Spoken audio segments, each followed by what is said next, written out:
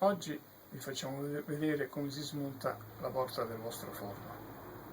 Esistono diversi tipi di cerniere e ogni cerniera va operato in modo diverso. Questo vale sia per i forni da incasso che per le cucine di libera installazione. Innanzitutto bisogna aprire la porta del forno.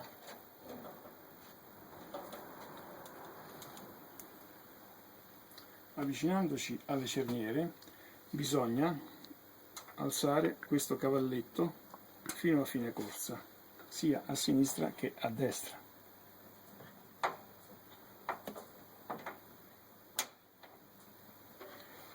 Poi, impugnando la porta con entrambe le mani, bisogna fare il movimento di chiusura.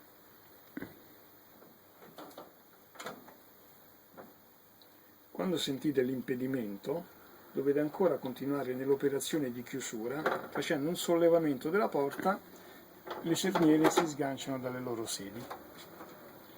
E così, una volta che avete estratto la porta, potete fare le vostre operazioni di pulizia o manutenzione.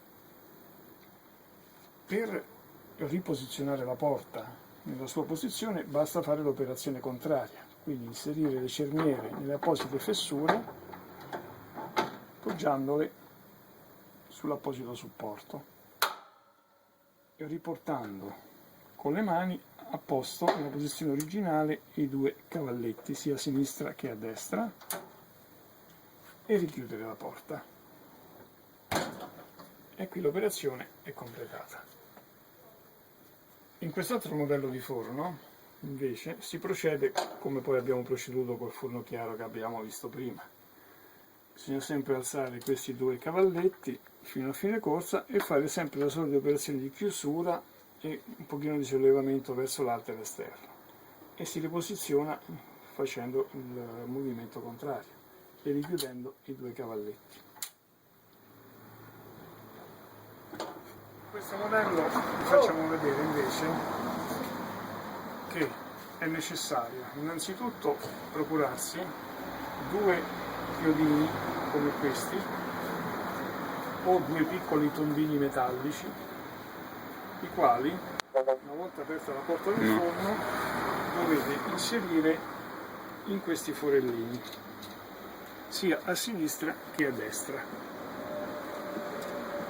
Una volta che avete inserito questi chiodini dovete prendere la portaforno con le due mani e fare l'operazione di chiusura. Quando sentite che la porta si blocca dovete ancora continuare con l'operazione di chiusura e sollevare verso l'alto e verso l'esterno fino all'estrazione completa.